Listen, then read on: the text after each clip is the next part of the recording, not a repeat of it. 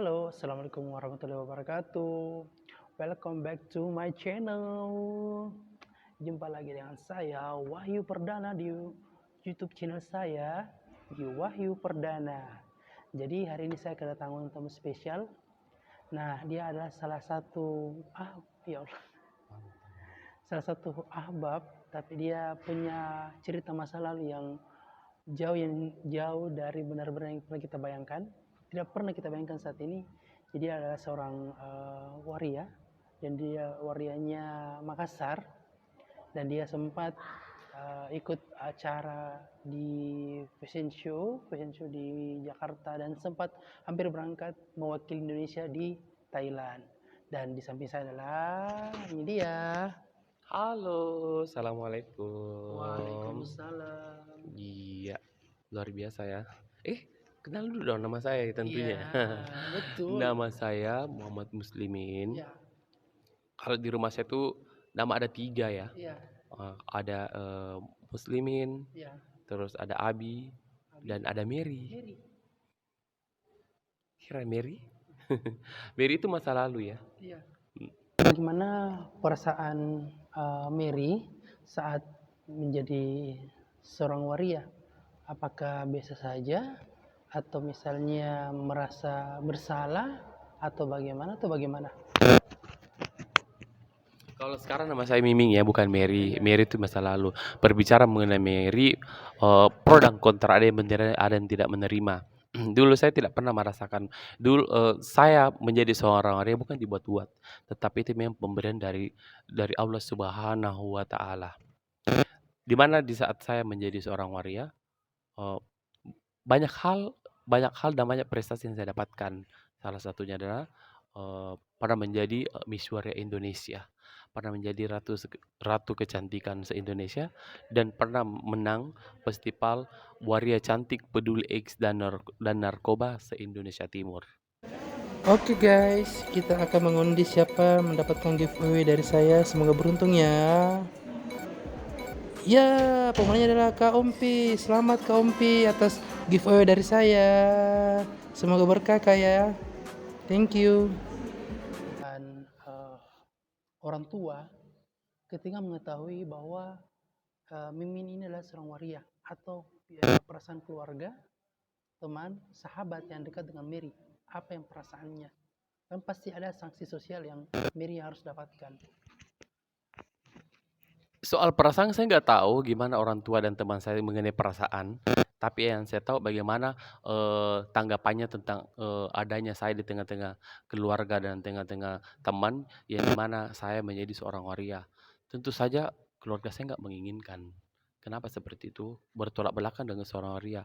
Karena di tengah keluarga saya itu fanatik dengan agama. Bapak saya itu ahli jemaah sikir. Mama saya memakai kudung yang besar. Kakak-kakak saya semuanya lulusan pondok pesantren. Sedangkan saya tiba-tiba di tengah keluarga itu ada seorang waria, yang dimana waria ini yang berpenampilan perempuan, yang berwajah cantik karena dia make up. Terus kemudian tingkah lakunya sebagaimana seorang perempuan, dan pekerjaan hari-harinya pekerjaan perempuan. Tentu saja keluarga saya sangat tidak menerima adanya seorang waria di keluarganya. Tapi karena saya ini anaknya, mau tidak mau dia harus terima saya, walaupun saya dicaci, dimaki, bahkan diinginkan untuk saya keluar dari rumah itu. Ya, keluarga menginginkan Mimin keluar. Kenapa harus keluarkan dari rumah? Kenapa? Apakah karena Miminnya seorang waria, atau dianggap biasanya kan kalau misalnya kayak waria kan biasa dianggap sial, atau bagaimana? Iya. Kalau bapak saya yang utama dan kakak saya yang laki-laki, kalau mama dengan kakak perempuan, dia tetap menginginkan saya dan dia sedikit sedikit memaklumi daripada keadaan saya. Tetapi kalau bapak saya dengan kakak saya laki-laki, itu sangat sangat sangat tidak menginginkan saya, dan menginginkan saya tuh nggak ada di dalam rumah itu. Kenapa seperti itu? Bukan karena saudaranya, tetapi karena perbuatan saya yang dimana bertolak belakang dengan agama. bertolak belakang agama karena saya selalu pulang malam, Iya, terus sering kedapatan memakai baju perempuan, iya, sering kedapatan memakai make up. betul. Walaupun saya berusaha keras untuk menyembunyikan semua itu, tetapi tetap aja ketahuan. Ah, terus tadi bilang, memakai pakaian perempuan, pakai make up, yang notabene-nya identik dengan perempuan.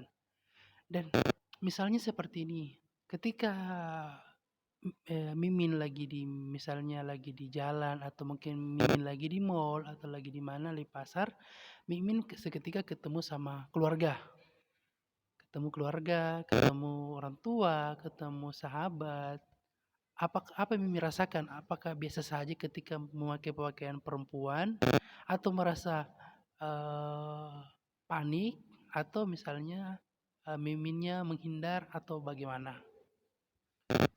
Alhamdulillah saya belum pernah merasakan apa yang ditanyakan karena kenapa? Alhamdulillah selama saya jadi penampilan perempuan, saya tidak pernah ketemu dengan bapak saya di jalan, tidak pernah ketemu dengan kakak saya di jalan. Karena kenapa seperti itu? Karena saya ditekankan sama bapak dengan kakak saya sebelum saya diusir bahwa eh, kalau kau menginginkan jadi seorang waria, satu permintaan, jangan sampai saya lihat kamu di jalan. Jadi dengan itulah, di situlah saya awal mulanya selalu berhati-hati apabila saya di jalan dan memakai pakaian perempuan. Oh, jadi, pihak keluarga atau pihak terutama Bapak mengharapkan tidak bertemu Miminnya di jalan ya? Iya, Mengharapkan tidak bertemu. iya. Jika akan bertemu,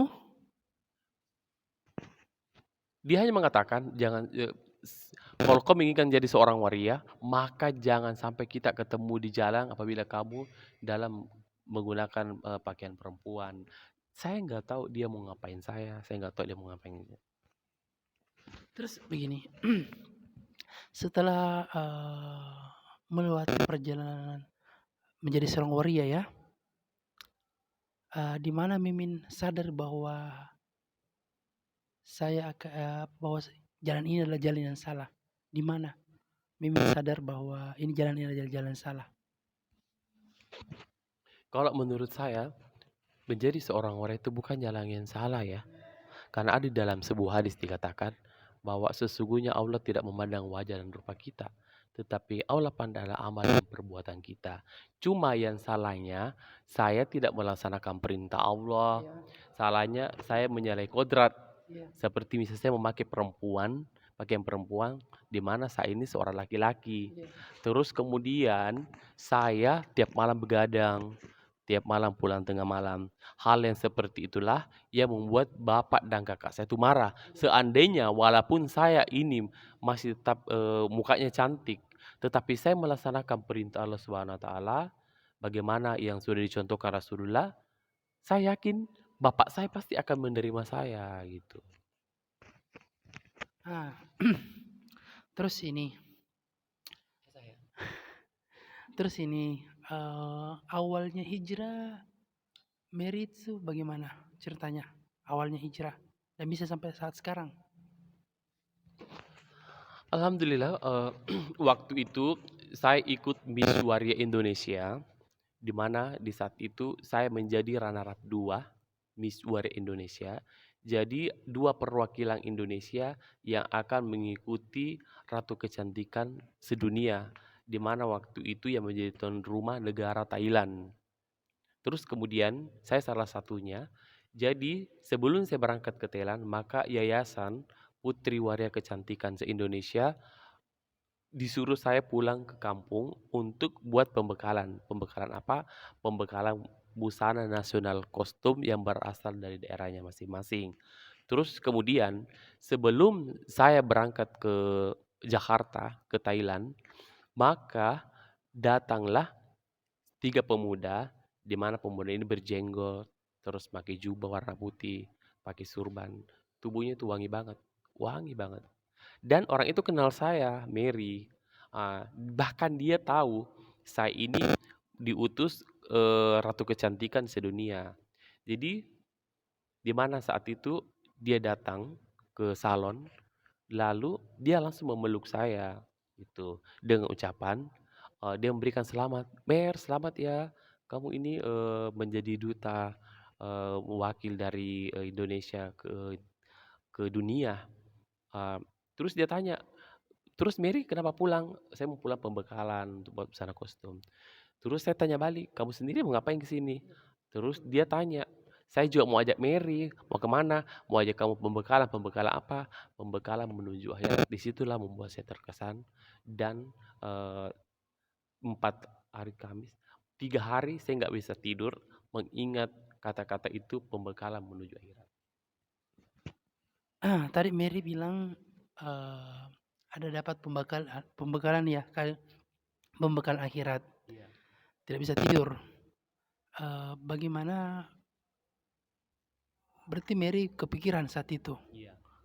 Terus langkah apa yang Mary lakukan setelah, 3 hari tidak tidur memikirkan, pembekalan itu? Iya. Setelah tidak tidur maka, di mana saat, 3 hari berlalu, pas hari Kamis malam Jumat sore, saya didatangi lagi terus diajak ke kerong-kerong. Apa itu kerong-kerong? Kerong-kerong itu masjid, kebetulan masjidnya masjid markas dakwah. Ya udah karena saya penasaran, saya ke sana, terus kemudian saya diajak keluar 3 hari. Ternyata keluar 3 hari itu ke jalan Allah belajar agama, belajar memperbaiki diri, belajar istilah diri, belajar mengorbankan harta dan diri kita. Setelah saya keluar hari pertama, disitulah membuat saya terkesan. Kenapa? Saya merasa diri saya, ya Allah, saya merasa bahwa saya baru dilahirkan kembali.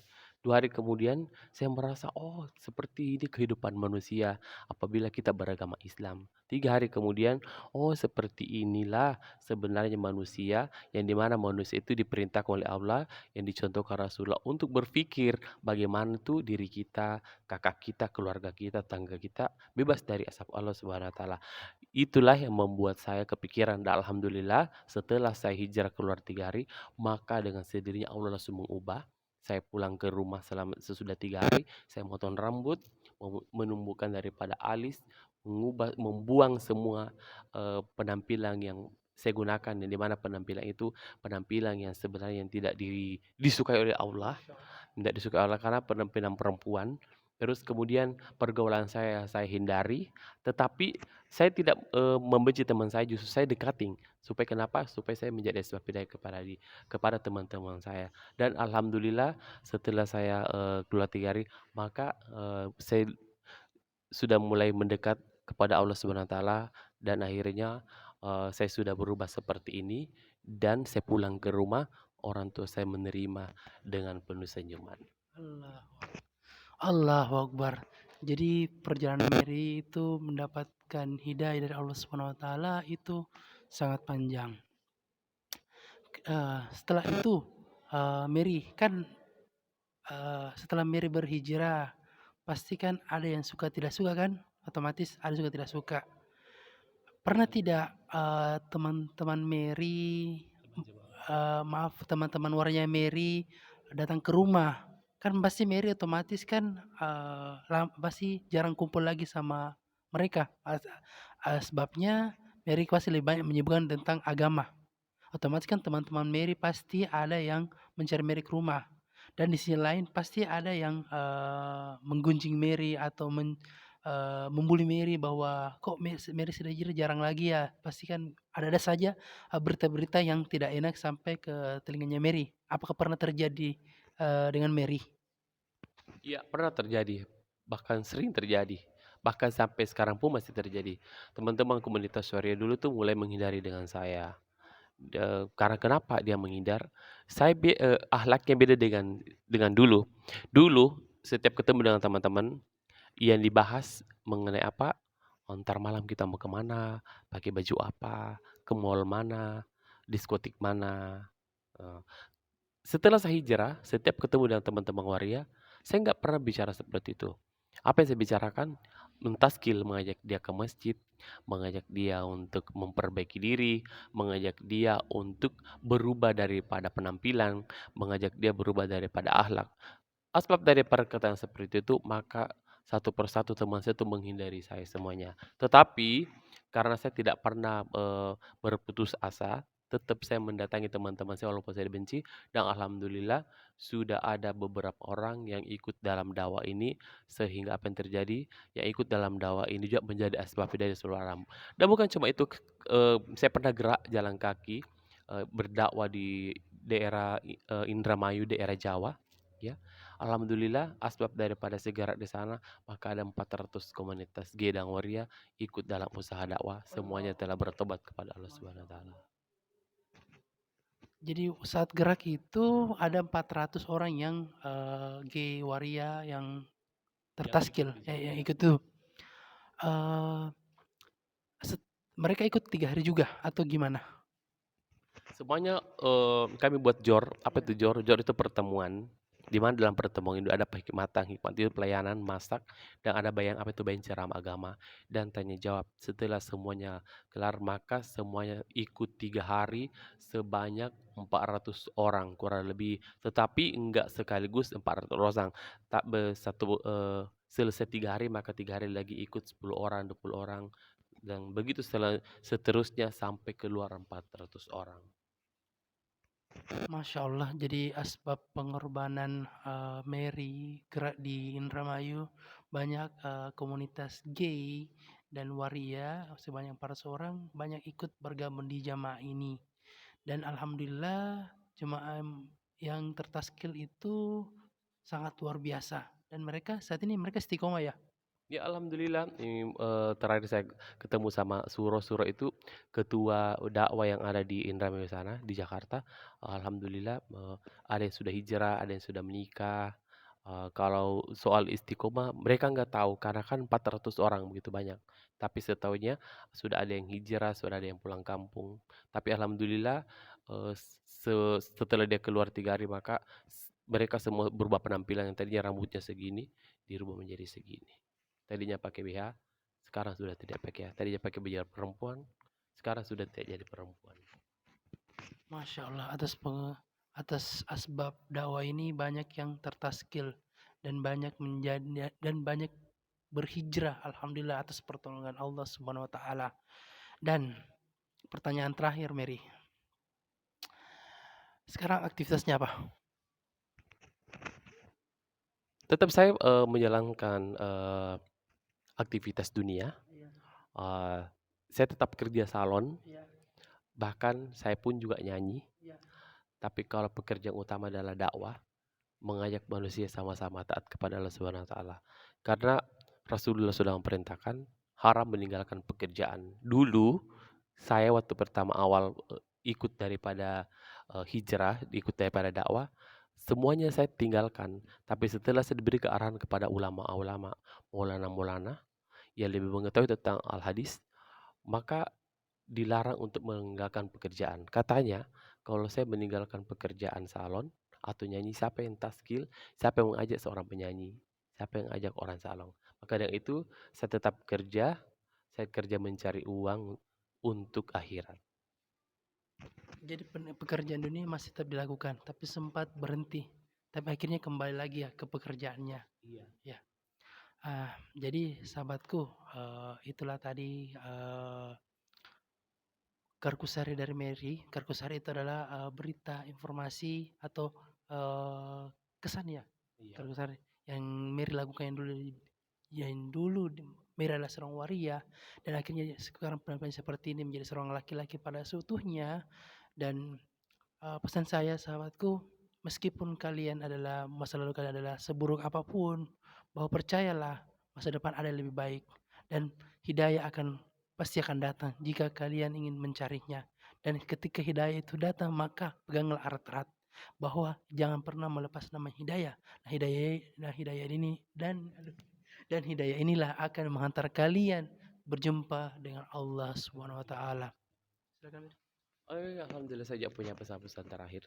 Jadi khususnya saudara-saudara yang di luar sana yang dimana kehidupan kita tidak senormal laki-laki pada umumnya. Satu pesan saya, jangan pernah merasa terkucilkan dengan kekurangan kita. dan yakinlah bahwa kekurangan kita pasti akan menjadi kelebihan. Nah, itu tadi pesan-pesan dari Ustadz kita Muslimin alias Mary. Tapi saya lebih senang panggilnya dia Mary karena saya lebih nyaman panggil dia Mary. Masih cantik. Oke, sahabat, jangan lupa like, comment, and share and subscribe di YouTube channel aku Wahyu Perdana, dan komen di bawah sini konten-konten apa selanjutnya, dan sampai jumpa di acara selanjutnya di YouTube channel aku di Wahyu Perdana. Assalamualaikum warahmatullahi wabarakatuh. Dadah. Apa mas keluhannya?